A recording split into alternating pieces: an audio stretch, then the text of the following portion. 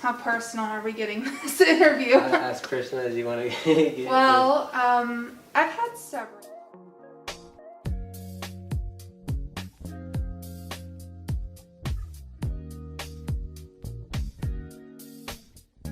Yeah. Okay, well, my name is Margaret Faliano. I'm a senior at the University of Oregon. My majors are business administration and global studies with minors in Spanish and psychology.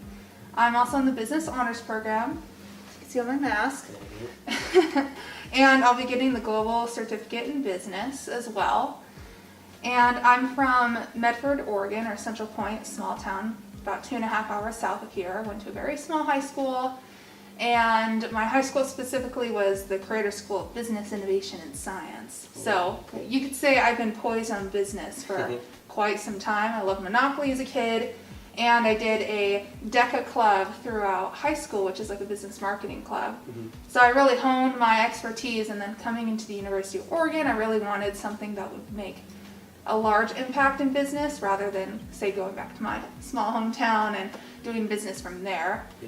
Let's see, I'm Native American. I'm with the T.R.U.E tribe in the Rocky Boy Reservation in Montana. I recently visited my family over the summer back there, and I got to meet some estranged family that I haven't been able to connect to because there was like a little bit of a family rift from my mom's side. But I have like 15 aunts and uncles, as a normal Native family would. And I'm really just learning how to reconnect with my heritage a lot. Because, like I said before, that sever kind of had me estranged from that, especially being an urban native my whole life. So in reestablishing that connection, I've also been getting into a lot of activism, especially on social media and through my internship, which I had over the summer with Nike N7.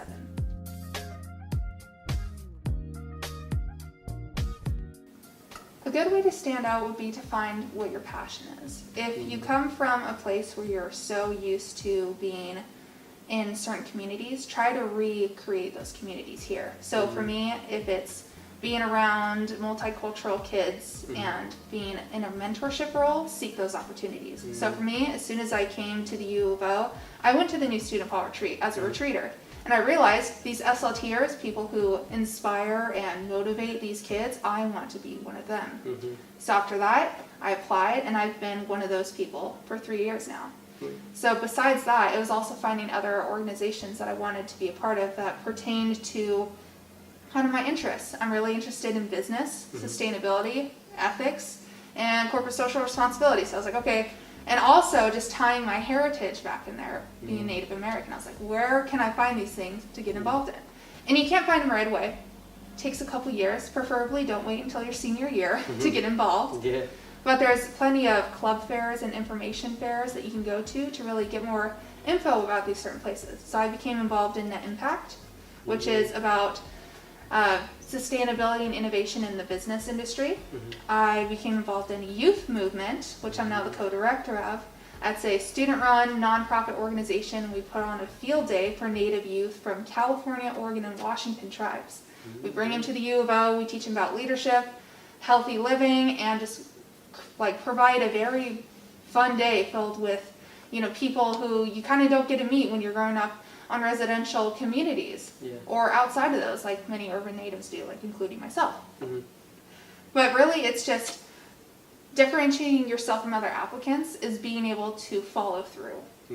By following through, I mean in interviews, be able to explain very well these experiences that have shaped you, that have made you who you are, like leadership examples when you were challenged or you're working with someone who wasn't in the best state of mind and they're trying to drag down the process. Like, how do you distinguish yourself as a leader? You build them from these experiences, and then you just know how to talk through them and know how to reflect back on them to bring them forward, to really just put yourself on the table and let the interviewer or whomever you're talking to know who you are.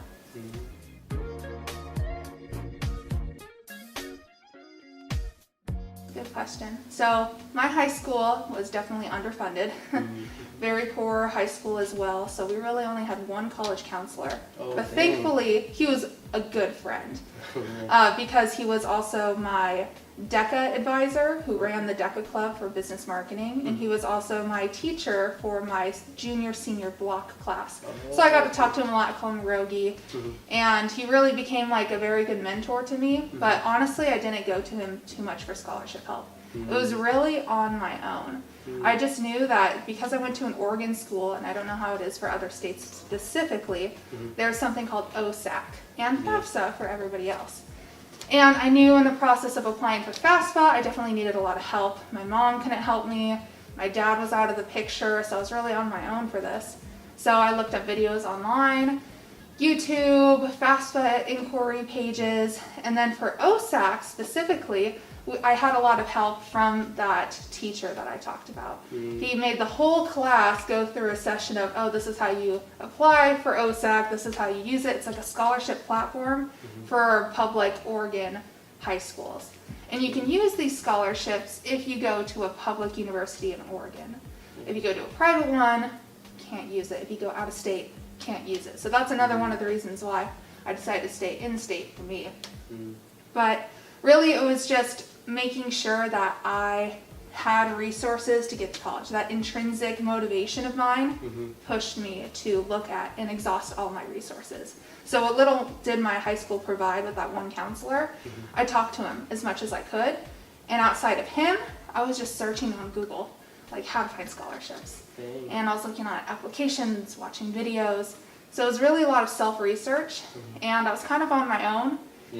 So advice for other people is no matter what the resources are, use them.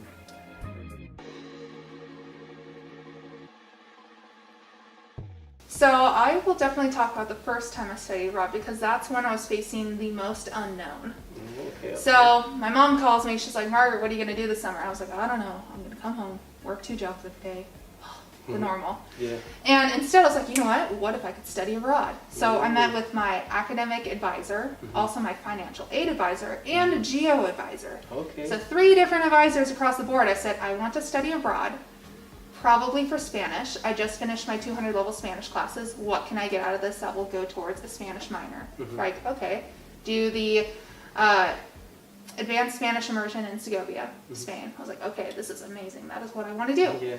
And because I decided to do this so late in the process, I was coming up on a lot of deadlines. So typically the deadlines for these study abroad programs are around February, but scholarship deadlines for these programs cut off in January.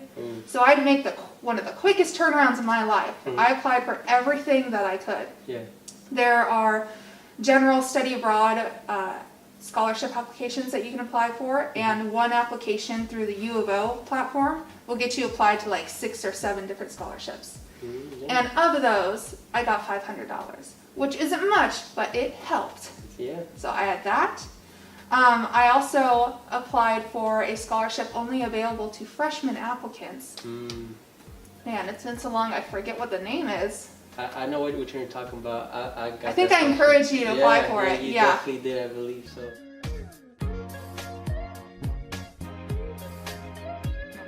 Basically, it's a scholarship available for freshman applicants who plan to study abroad, and they can use it anytime in their 4 years here. I applied for that, and I got it, which was $1,000, which really helped me. And aside from that, one thing I also had to look into was what kind of program could be covered by my regular full round year scholarships. Because I'm wanting to do so much with my degree, 2 majors, 2 minors, honors program, blah, blah, blah, I needed, the only time I could study abroad was in the summer. But summer study abroad programs are not covered by all scholarships. So I looked into my DES scholarship, which is the Diversity Excellence Scholarship, and if I applied for, if I filled out a form to apply my scholarship for a summer term, I could use it if I was a full-time student. In my program, I was taking 15 credits on it, so I was.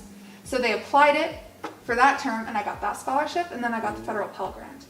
So with that, I was able to cover the full cost of my program. I did have to pay for my plane ticket. Advice there, go through big airports. Don't get the main ticket out of a small airport, otherwise you'll spend $1,600 like I did the first time. 1 in 3 students study abroad at the university, which in my opinion isn't enough. It's a very life-changing experience. And when I finally did go over there, it was my first time really being outside of the country. I experienced a new culture. I got to practice a new language. I lived with a host family. And Sandra, whom was my host mother, I love her. And I visited her a year later when I returned to Spain again to study abroad.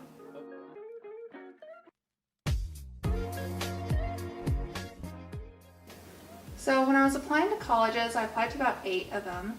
And I really had my aspirations set high. I tried to go Ivy, definitely missed the bar. But it really came down to the best business program that I had access to, as well as the place that would give me enough of financial aid to go to college.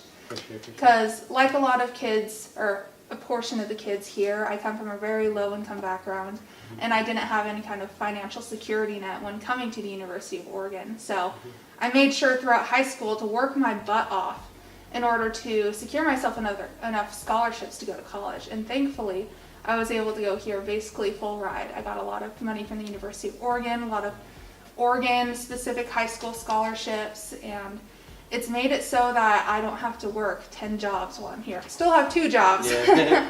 And I live, in a cute and quaint house, but it's not perfect. Yeah. But that's definitely one of the reasons why I came here. But a more personal experience was my junior year of high school. I went to a football game here. It was my first Oregon Duck football game. Oh, nice. And I went with my stepdad.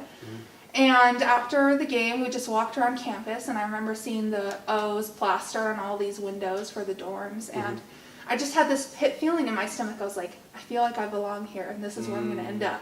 I tried to fight it. Really hard, but here I am, and it's definitely a very good decision. I'm so glad that I went here.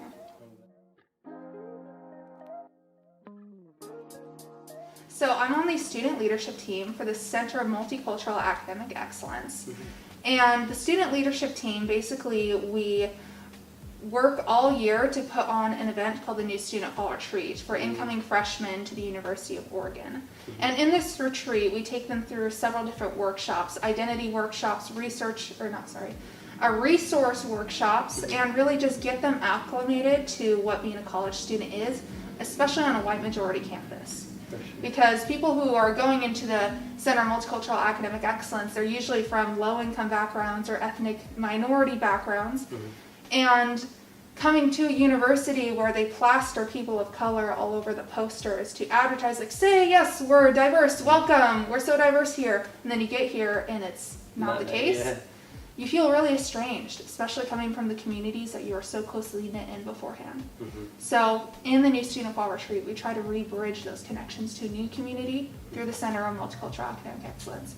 We get them connected to advisors, counselors, several different clubs, study abroad opportunities, and much more. So it's really kind of the catalyst to the college experience for these students. Oh, thank you so much. Yes. So I would definitely say that it is possible. As soon as you stop telling yourself or create these mental obstacles in your head, you realize what you can do. For me, it was going to college. It was like, I will never be able to afford college on my own. I can't do it. Until the day came when I said, what if I can? Then I reached out. I found my resources. I asked for help wherever I could. And if it wasn't available to me in person, I looked online. We have the internet at our fingertips, or often in these little rectangles we hold all day. Yeah. So the resources are there. Reach out and you can do it. You can go to college. You can study abroad, which is so infeasible for some students, but it's possible through so many scholarship opportunities. Perfect.